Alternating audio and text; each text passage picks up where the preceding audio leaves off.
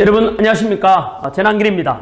오늘은 제가 2030 세대와 모든 국민들께 드리는 호소문 첫 번째 이런 제목으로 영상 올리겠습니다.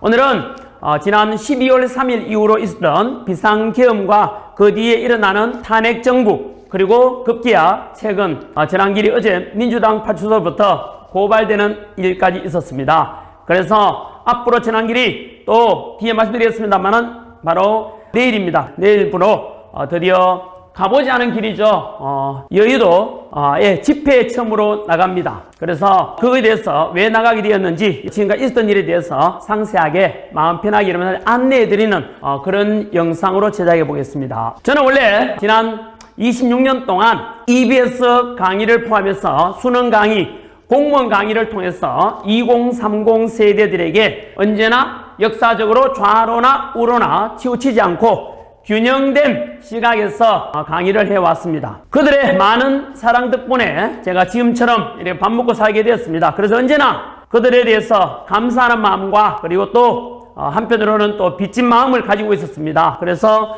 나는 2030 내 제자 세대들을 위해서 무엇을 할 것인가 늘 고민해 왔었습니다. 그런데 아시다시피 지난 12월 3일 비상계엄 이후로, 그리고 탄핵정국 속에서 지금 국가는 너무나 힘든 상황이고 또 정치적 갈등은 극에 달하고 있지요. 그 속에서 언론은 제대로 보도를 해주지 않고 사법부는 지금까지 체포, 수사, 재판 과정 보면은 국민들이 너무나 지금 실망하고, 그래서 사실상 제 앞에 영상에 올려드렸듯이 그렇게도 제가 사법부 많은 판사님들은 물론 잘 판결하시지만 일부 편향된 정치적인 판사들이라든가, 그리고 언론 중에서도 악의적으로 지금 보면은 눈에 보이죠? 어떤 언론사는 노조가 장악해가지고 이미 객관적인 보도 처리가 안 합니다. 제목 뽑는 거 보면 보이지 않습니까? 이런 속에서 국민들은 지금 현혹되고 있고 선동당하고 있습니다. 가짜 뉴스라든가 그런 뉴스에서 저는 비록 작은 유튜브 채널이지만은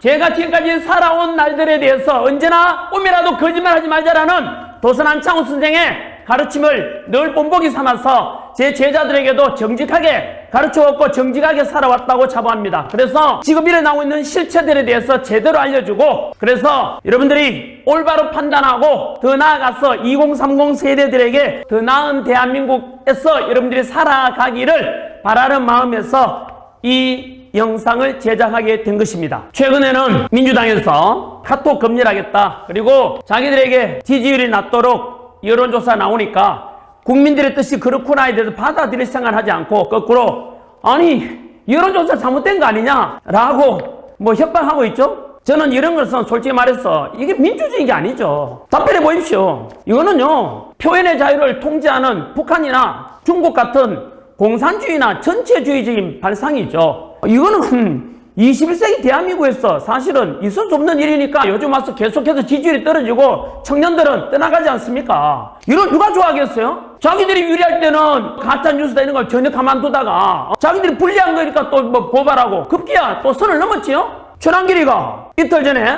우리 선관위에 대해서 여당이든 야당이든 이재명 대표도 마찬가지로 부정선거 의혹이 있을 수 있다라고 지적했지 않습니까? 이미 언론에 보도됐죠. 근데 전한길이가 야 선관위 이거 마찬가지로 투명하게 하자. 이게 뭐 잘못됐죠? 강사로서 국민의 한 사람도 요구하는 것이. 그런데 이렇게 주장해서 선관위에다가 제가 비판했는데 민주당에서 저를 고발했어요. 전한길이가 선관위를 비판했는데 민주당이 고발했어요. 선관위와 민주당이 무슨 상관이 있는데요? 급한 김에 자꾸 이렇게 실수하는 것 같아요. 아무튼 이런 속에서 저는 지금 손해보더라도 일타 강사로서 잃을 게 많지 않습니까? 그래서부터 제가 민주당에도 고발당하고 이러니까 당장 제 운영하는 카페라든가 그리고 이런 데서 제가 공격 많이 들어오는데요. 좋습니다. 저는 욕먹을 각오하고 손해보더라도 저도 신임 있지 않겠습니까? 이런 거에 대해서 맞서 싸워야죠. 아니 그런 거에 대해서 제가 목이 나고 이러면 비겁한 거죠. 그런 차원에서 오늘 저는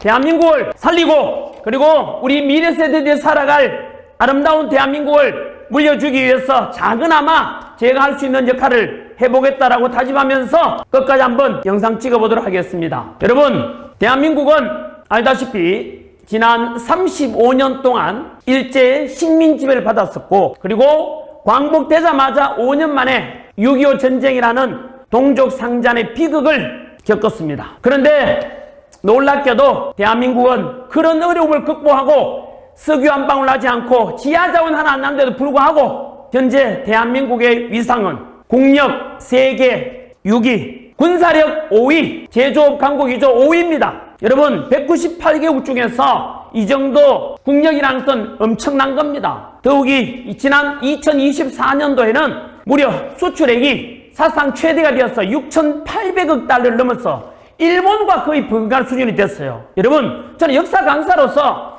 우리가 식민지했던 일본에 대해서 이렇게 우리가 능가할 수 있고 따라가는 데서 저는 정말 자부심을 느낍니다. 얼마나 멋있습니까 여러분? 과거에 일본 입장에서 생각해 보세요. 35년간 식민 지배 받았던 나라가 이렇게 자기들하고 대등해지면은 이거는 얼마나 긴장되고 좀 대단하다고 생각이 들겠죠. 겉으로 표현 안 해서 그렇지. 저는 이런 것도 국뽕이 아니고 대한민국 모든 국민들과 청년들이 자부심 가져도 된다고 생각하고 이런 것들이 저는 뉴스에도 많이 나왔으면 좋겠는데 잘 안 나오죠.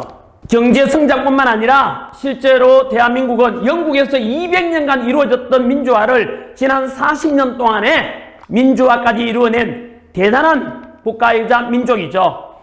당연히 목숨 걸고 이 땅의 민주화를 위해서 독재에 맞섰던 민주화운동을 해주신 많은 선배, 열사분들의 헌신과 노력 덕분이라고 저는 생각하고 언제나 감사하는 마음을 가지고 살아가고 있습니다. 뿐만 아니고 대한민국 국민들이 우리 아버지, 할머니, 어머니, 할아버지 세대에서 그분들의 희생 덕분에 그분들께서는 못 먹고 못 입고 오직 자식 위해서 열심히 일만 하셨던 그런 분들의 헌신 사랑 덕분에 지금 우리가 이만큼 대한민국에 위치가 되었다고 생각합니다.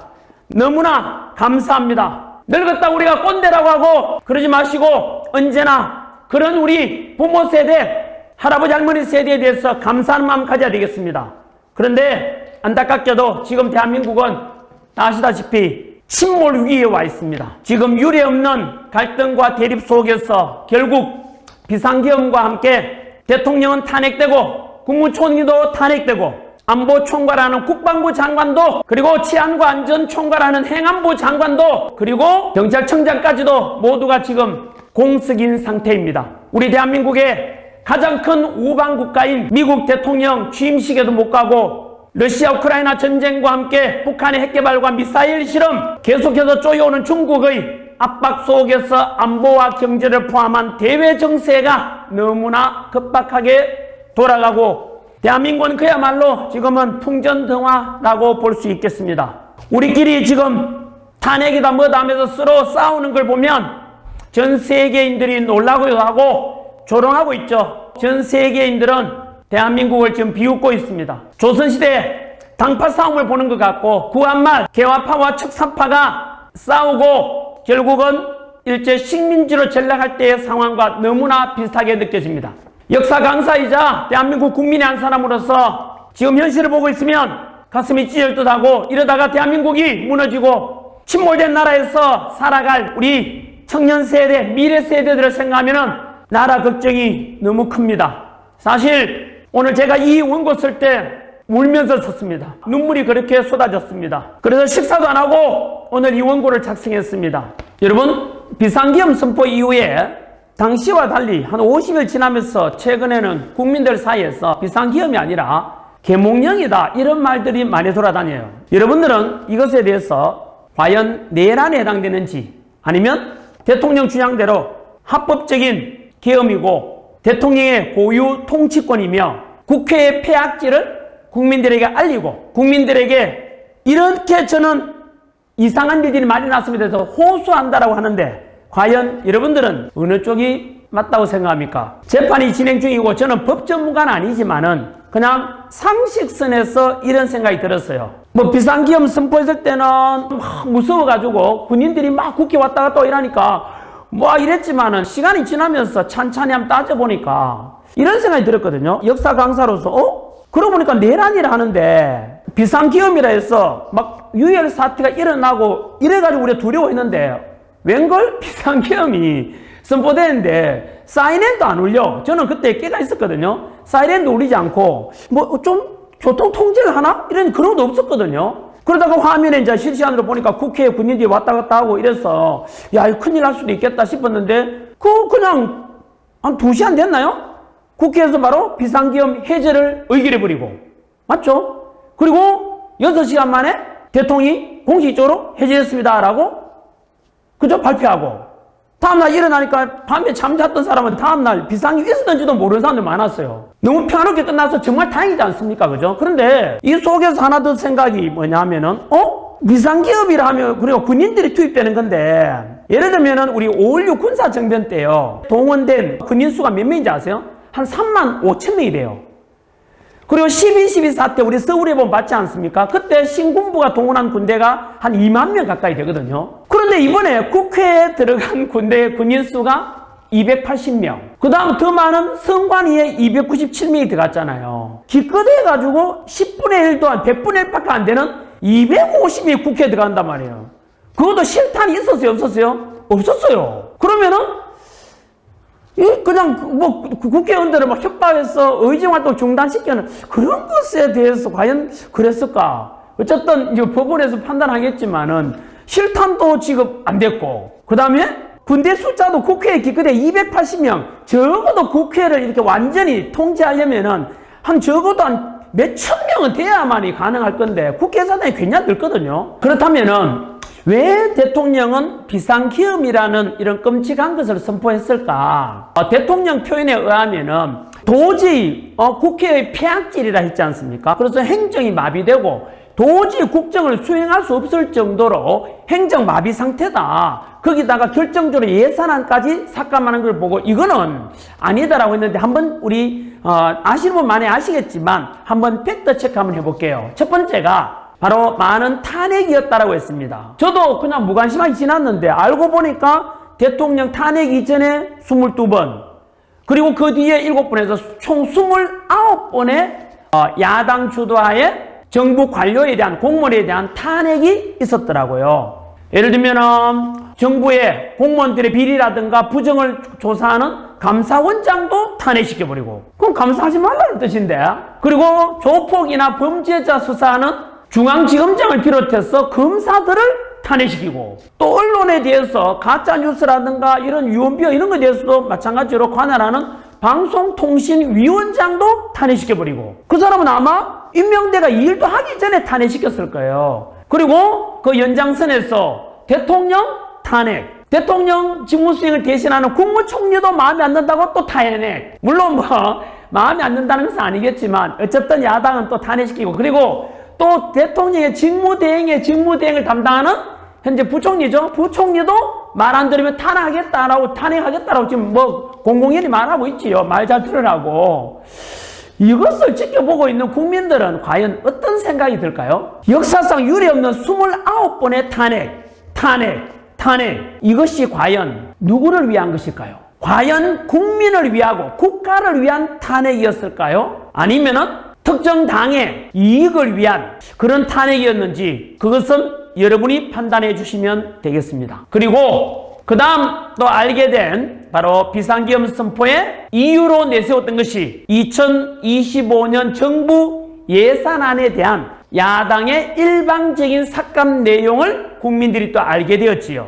대표적인 예로 대통령 특활비 82억 원 맞나요? 빵원 처리해버렸죠. 그리고 조폭과 범죄자 잡는 검찰들의 특경비 또 특활비 587억 원을 빵원으로 만들어버려요.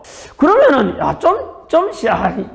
거기에 갸우뚱하죠. 거기다가 경찰들의 치안 활동비라든지 이런 경비도 예산도 31억인가 또 영화 만들어버리고 그러면 우리 범죄도시 같은 영화 보면은 그 수사관들이 여러분 얼마나 고생합니까? 범죄 잡으려고 싸워야 되고 목숨 걸고 강도들하고 싸우고 조폭과 싸우는데 그 수사비 없어가지고 그 마동석이 돈 없어가지고 힘들어가는 모습 봤지 않습니까? 그 일선에서 목숨 걸고 우리 치안 지켜주는 경찰, 검사들, 조폭 수사하고 마약 수사하고 이런 활동비를 왜 삭감하는지 그것도 영원으로 줄여버린단 말이에요. 저는 도저히 좀 이해가 안 됩니다. 솔직히 제가 얼마 전에 군부대도 강연을 많이 가는데 거기 가보면은 이제 초급 간부들, 부상관이나 우리 장교분들 이야기 듣지 않습니까? 그들 지금 사기가 장난 아니에요. 왜냐하면 육군 병장 월급 200만 올려줬잖아요. 그런 직업 군인이 평생 나는 국가 안보를 위해서 헌신하겠다라고 사명감 속에 일하는 그 직업 군인들, 초급 간부들, 이들에 대한 처우도 같이 개선해줘야 되는데 지금 처우 개선이 안 돼가지고 굉장히 사기가 떨어져 있어요.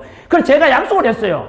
재난길이가 어쨌든 제 목소리 내가지고 우리 군인 장병들, 초급 간부들, 부사관 장교들 처우 개선 꼭 노력하겠다고 했는데 이것도 지금 그 목소리 연장선입니다. 왜냐하면 우리는 늘 군인들한테, 경찰들한테, 소방관 같은 이런 제복 입은 사람들한테 우리가 감사해야 돼요.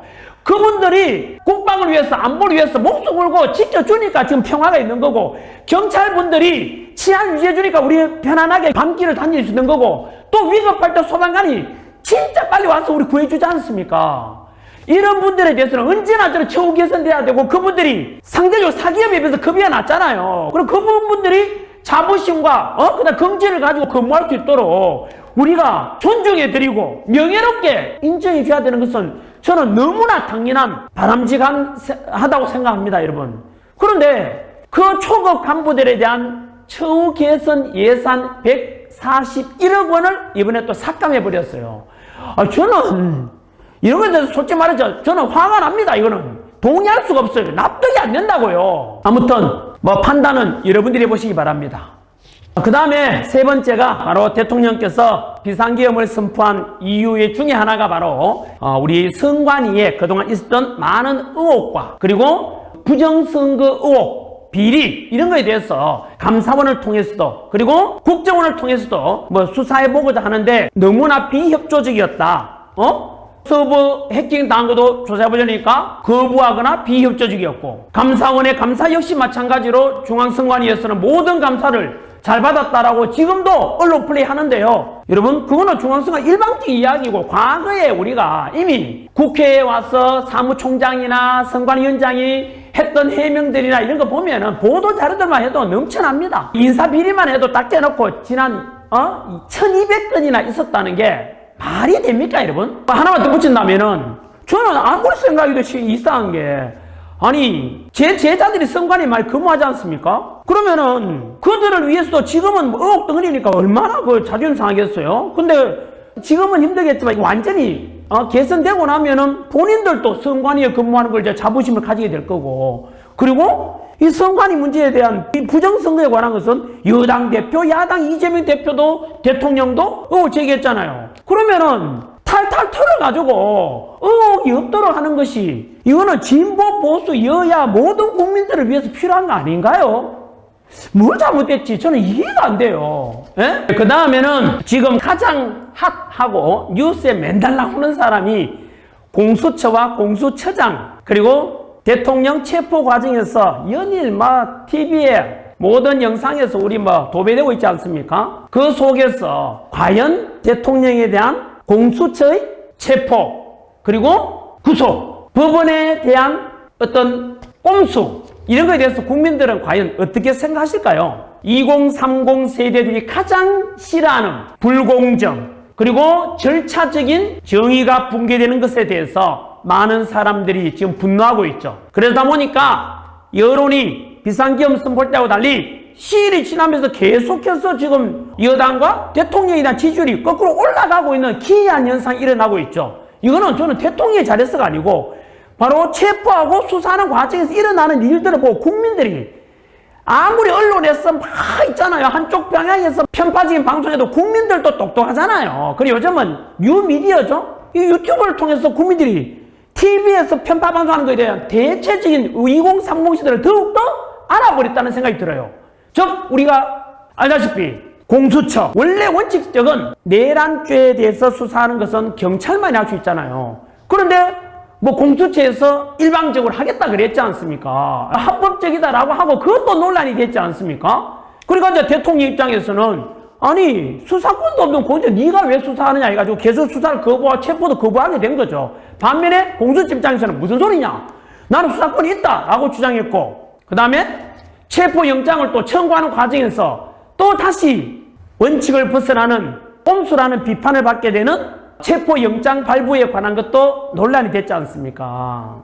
즉 공수처가 공수처법상 관할 법원인 서울중앙지법에다가 체포영장을 청구해야 되는데 그렇지 않고 또 원칙을 어긴 거죠. 특이하게도 어디에다가 청구했습니까? 서울 서부지법에다가 체포영장을 청구했지 않습니까? 공교롭게도 서부지법 영장전담 판사는 진보 성향 법관 모임인 우리법 연구회 출신이었습니다. 공수처장도 우리법 연구회 후신으로 평가받는 국제인권법 연구회에서 활동하였습니다. 여러분, 이런 의심난 짓을 하니까 국민들이 자꾸 의구심 갖는 거 아닙니까?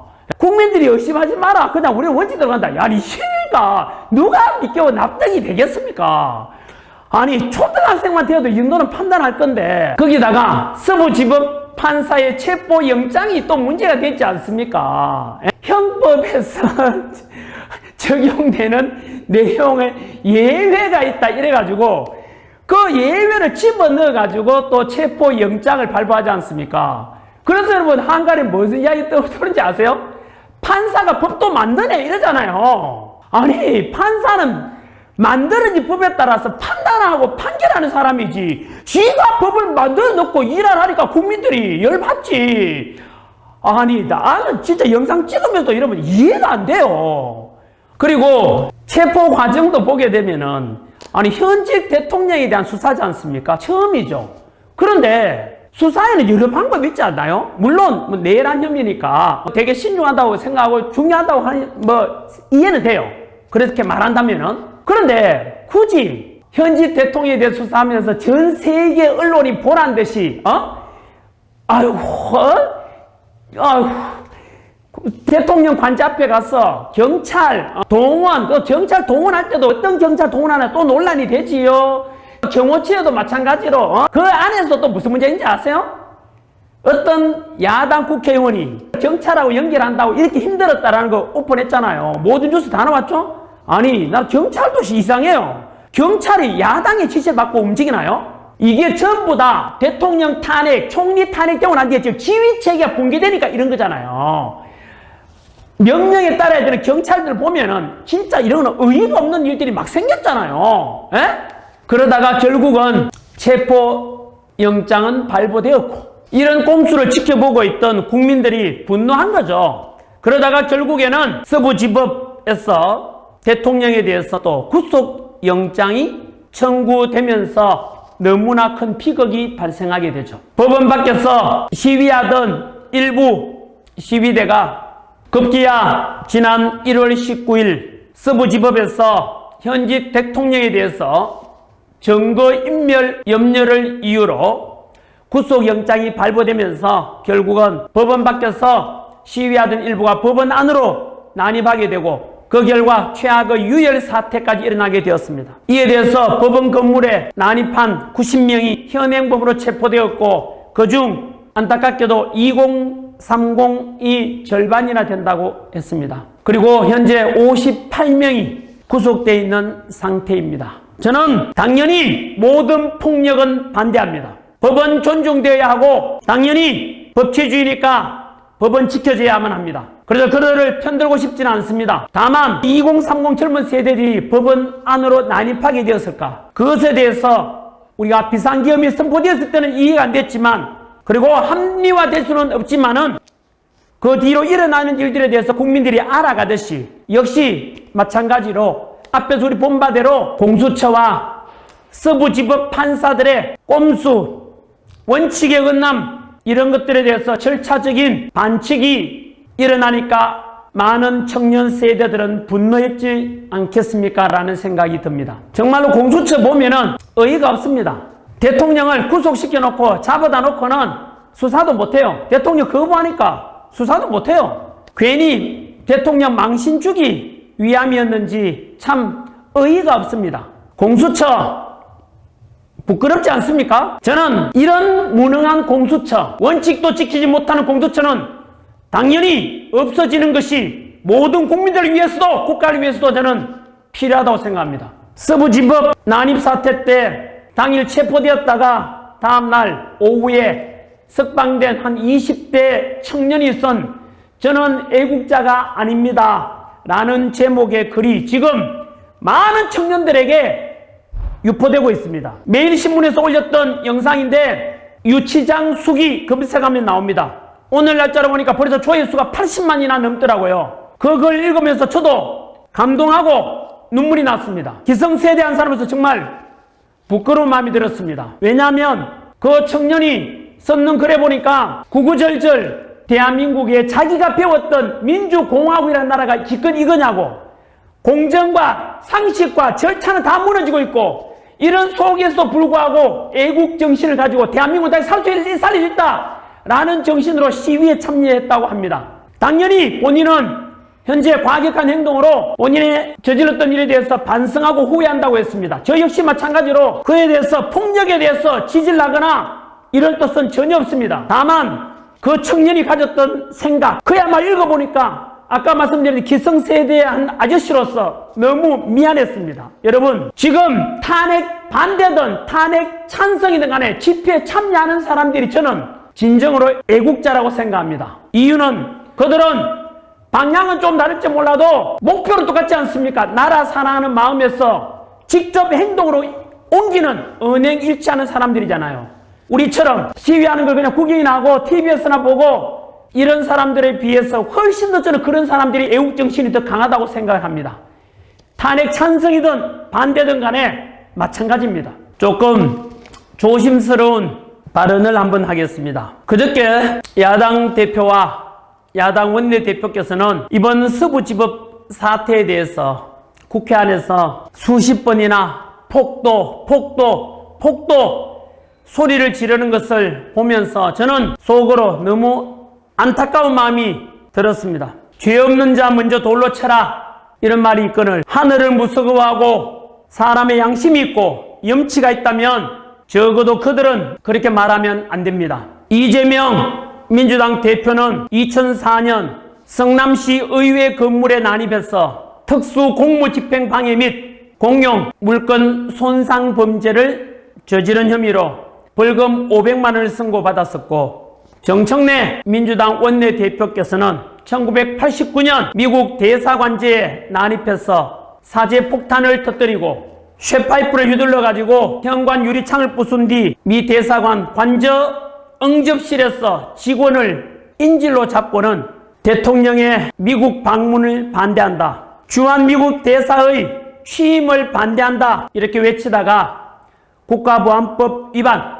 특수공무집행방해 치상, 폭력행위 등 처벌에 관한 법률 위반 범죄로 징역 2년의 처분을 받았었던 분입니다. 저는 지금 와서 저분들의 범죄를 다시 가져와서 문제를 삼거나 하자는 것은 아닙니다.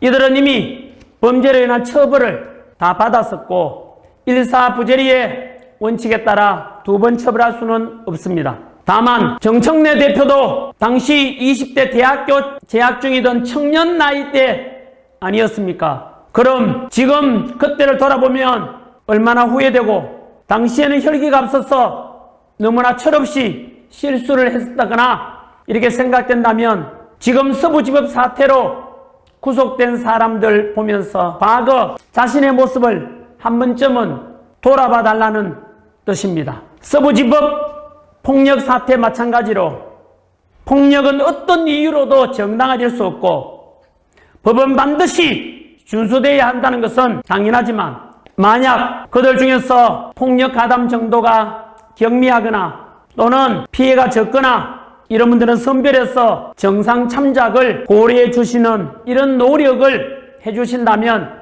많은 2030 세대들이 이재명 대표님과 정청래 원내대표님께 얼마나 고마워하겠습니까? 2030 세대들을 가르치는 강사이자 기성세대 한 사람으로서 저 역시 제대로 가르치지 못한 제 잘못을 반성합니다. 부디 2030 세대 청년들만큼은 선처가 베풀어졌으면 하는 소망을 가져봅니다. 물론 그때 시위 진압 과정에서 다치거나 상처 입은 우리 경찰분들도 대부분 제 제자들입니다. 너무나 가슴이 아팠습니다. 실제로 이번 사태 충돌과 피해와 고통을 맞는 것은 사실은 경찰이나 시위대가 아니지요. 바로 우리 기성세대의 잘못과 책임이 아니라고 누가 감히 당당하게 말할 수 있겠습니까? 아무튼 비상계엄 선포는 저는 분명히 선포했습니다. 잘못된 것이라고. 앞으로도 비상계엄 이런 것은 없었으면 하는 마음이 들고요. 근데 그 비상계엄 이후로 일어나는 일들, 조금 전에 말씀드린 대로 29번의 탄핵, 그리고 정부의 필수 예산 삭감에 대한 일방적인 야당의 삭감, 그리고 선관위의 부정선거에 대한 의혹, 그리고 대통령의 체포와 구속 과정에서 있었던 공수처와 서부지법에 알 수 없는 듯한 동의하기 어려운 행태들을 보면서 여러분들께서는 비상계엄 이후에 일어나는 일들에 대해서 어떻게 평가하시는지요? 아마도 이런 것들이 처음 비상계엄 선포할 때와 달리 계엄이 진행되면서 대통령의 지지율이 점점 올라가서 50% 가까이 넘었지 않습니까? 아마도 이런 것이, 이런 방금 제가 말씀드린 모든 내용들을 또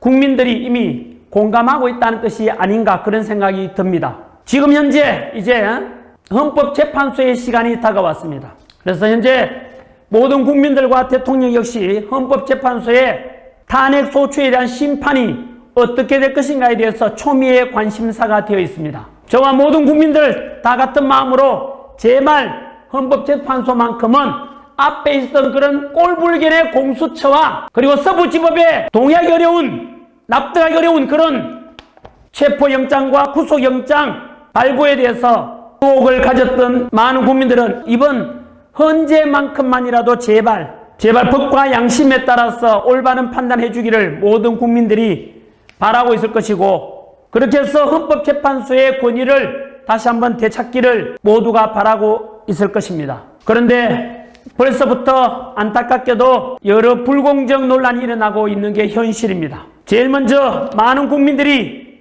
또 국론 분열이 된 것이 무엇이었습니까? 국회 탄핵소추단이 헌법재판소의 대통령 탄핵심판 소추 사유에 있어서 형법상 내란죄에 해당되는 부분을 제외한 것을 두고서 본격적인 논란이 되었던 것이죠. 국회에서 대통령 탄핵 가결시킬 때 가장 큰 내란 혐의로 국회에서 통과시켜놓고 지금 와서 내란죄를 뺀다면 상식적으로, 저는 법 전문가는 아닙니다만은 당연히 헌재에서는 대통령 탄핵소추안은 기각심판하고 국회로 돌려보내서 탄핵소추를 다시 하라고 하는 것이 상식 아닙니까? 짜장면을 시켰는데 짜장면 안 나오고 단무지만 나왔는데 그래도 그게 짜장면이야 라고 먹으라 라고 하면 지나가는 개도 없겠습니다. 그러나 헌재에서는 또 아무 문제 없다고 하고서는 현재 탄핵 심리가 진행되고 있죠.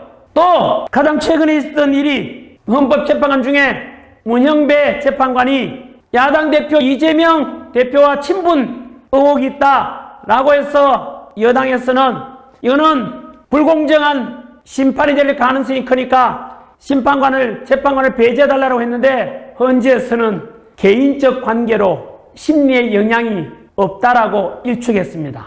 참, 이러니까 절차적 정의와 공정성과 합리성을 강조하는 2030 세대들이 또 분노하는 것 아닙니까? 정말 저도 기성세대 한 사람으로서 쪽팔립니다.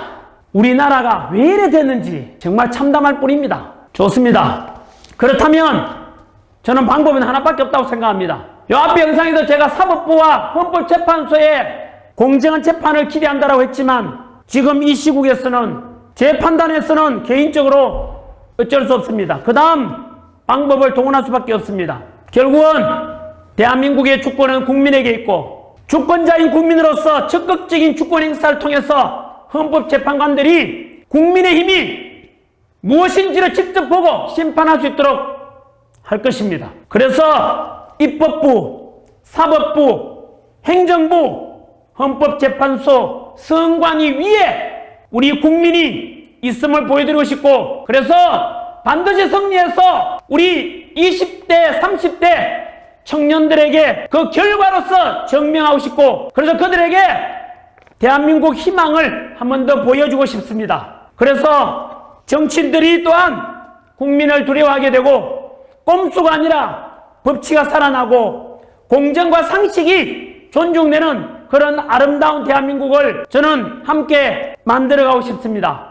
헌법재판소의 이미선 재판관은 헌재 심판의 기준을 두고 여야를 떠나 오직 국민만 보고 간다라고 말했습니다. 이제는 국민들이 그들에게 무엇을 바라는지를 직접 보여주겠습니다. 전한길, 그래서 2025년 1월 25일 토요일부터 이제 오후에 집회로 나갑니다. 과거에 대학교 다닐 때 당시에 강경대 열사의 사망, 그리고 90년 3당 합당 반대한다는 그 뜨거운 열망으로 저 역시 대학교 때 집회 나간 이후로 벌써 30년 지났네요. 30년 지난 지금 다시 한 번 더 가보지 않은 길을 가보려고 합니다. 2030 세대들과 국민들과 함께 기꺼이 뚜벅뚜벅 앞으로 나아가겠습니다. 분열을 만드는 단체들과 또 편향된 언론의 악의적인 왜곡 선동 기사가 난무하겠지만 아랑곳하지 않고 오직 2030 세대들만을 바라보면서 오직 대한민국의 발전만을 바라보면서 정직하게 한번 나아가 보겠습니다. 그래서 침몰하는 대한민국을 반드시 살려내겠습니다.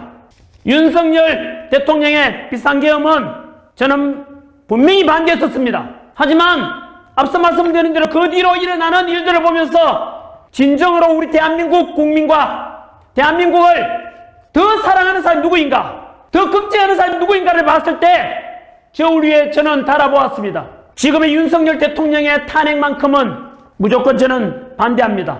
윤 대통령이 계엄 이후에 말씀하신 담원과 그리고 용산관저 앞 경찰과 경호처 대치하고 있고 시민들이 극단적인 대치 상황으로 치달을 때 그때 절대로 국민을 다치게 할 수는 없다. 경찰도 경호처도 마찬가지로 차라리 내가 잡혀가겠다라고 대통령께서 말씀하셨을 때 그때 저는 솔직히 그때서야 진심을 알았습니다. 아, 우리 대통령은 자기 자신보다 국민들의 안전과 생명을 더 소중하게 생각하는구나 라고 저는 느꼈습니다. 그래서 저는 탄핵이 반드시 기각되어 다시 대통령으로 복귀하고 다시 국무총리가 복귀해서 정치와 경제, 사회, 그리고 외교, 국방, 사회, 우리 국가 모든 것이 정상적으로 회복되고 못다한 많은 개혁들이 이루어지길 소망합니다. 제가 개인적으로 윤 대통령이 좋아서가 아닙니다. 지금 이 위기에 대한민국 현실에서 일단은 대한민국 살려놓고 정상화시키고 난 뒤에 그때 가서 다시 또 잘못하는 일 있으면 비판하고 잘하는 거 있으면 칭찬하고 그렇게 하는 것이 저는 바람직하다고 생각하기 때문입니다. 극단적으로 분열된 지금의 현실에서 더 이상의 탄핵과 혼란과 분열과 갈등은 이제 더 이상 안 됩니다. 벌써부터 지난 50일간 있었던 국가의 이미지 실추와 그리고 많은 경제적 어려움, 국론 분열, 이거는 저는 절대 있어서는 안 된다고 생각합니다. 이제는 진보든 보수든 함께 뭉쳐야 할 때라고 저는 생각합니다. 특히 2030 세대들은 기성세대가 만들어 놓은 정치표 얻기 위해서, 편가르기 하기 위해서 좌파, 우파 이런 프레임을 넘어서야 합니다. 오직 합리적이고 실용적인 원칙을 기준으로 21세기를 이끌어간 여러분들은 그런 마인드를 가져야 되는 것입니다. 이번에 행동하고 집회에 나오는 2030 세대들을 보면서 솔직히 저는 많이 감동했고 그들을 통해서 대한민국의 미래는 밝다, 희망은 있다 라는 확신이 들었습니다. 그들이 살아갈 대한민국을 위해서 기성세대 한 사람으로서 기꺼이 그들을 끝까지 돕고 함께 하겠습니다. 2025년 1월 25일 여의도 국회의사당 앞에서 모입니다. 사실 한길쌤은 이런 집회 참석이 처음이라서 좀 머쓱합니다만은 사실 소속된 단체 이런 데도 없습니다. 늘 학생만 바라보고 강의만 해왔기 때문에 사실 정치 집회 이런 데에 대해서 참석을 못했었죠. 근데 마침 아는 목사님께서 연락이 와서 지금 대한민국 살리는 세이브 코리아, 대한민국을 구하자는 뜻이죠. 세이브 코리아 집회를 하고 있는데 여기에 오라고 해서 거기에 가면은 무대라든가 마이크라든가 장치 다 되어 있고, 또 여러분 우리가 한번 모인다고 해서 그냥 모이는 게 아니라 또 경찰에 집회 신고를 해야만 됩니다. 근데 거기에서 이미 집회 신고가 다 되어 있다고 해서 그곳으로 저는 가기로 한 것입니다. 한기쌤이 뭐 이렇게 여의도 집회에 간다고 오늘 소문이 나니까 언론에서도 방송 나오고 하니까 여러 언론사에서도 많은 전화도 왔습니다만 오늘 이 책 원고 울면서 하루 종일 식사도 안 하면서 썼습니다. 울다가 참 대한민국 걱정해서 그랬습니다. 저도 개인적으로 돌아보니까 지난 한 10몇 년간 이렇게 집중해서 모든 에너지를 다 쏟아부어서 이렇게 한 거는 처음인 것 같습니다. 저를 위한 것이 아니라 저의 이 원고와 이 준비가 영상이 모든 국민들과 그리고 2030 세대와 미래 세대 청년들에게 끼칠 영향을 생각하니 긴장하고 또 신중할 수밖에 없습니다. 그리고 또 제가 여의도 집회 간다니까 그 아시죠? 그 광화문 집회하는 쪽에서도 거기도 요즘은 2030 세대가 대세랍니다. 예전하고 많이 달라졌습니다. 진짜 정말 놀랐습니다. 옛날에 뭐 태극기부대 이러면은 뭐 수구단체 그 다음에 뭐 그냥 노인네들 가는 거라 생각했는데 지금은 참 진짜 놀랍습니다. 2030 세대들 역시 다르구나. 역시 그들에게 도움될 대한민국을 만들어야 되니까 그들이 주체죠. 실제로 앞으로 우리는 많이 살았지 않습니까? 2030 세대들이 만들어갈 그들이 메인스트림 줄이죠. 대한민국에 이제 자기들이 살아갈 나라는 자기들이 만들어 가겠다는 그걸 보고 저는 그동안 네가 뭘 아냐 너희들은 빠져라 무시했던 제 자신도 굉장히 부끄러웠습니다. 정말로 2030 세대들께 그동안 그렇게 무시하고 깔봤던 것에 대해서 사과를 드립니다. 한 번 더 여러분을 통해서 대한민국 희망을 봅니다. 저 역시 2030 세대들에게 희망이 되고 싶습니다.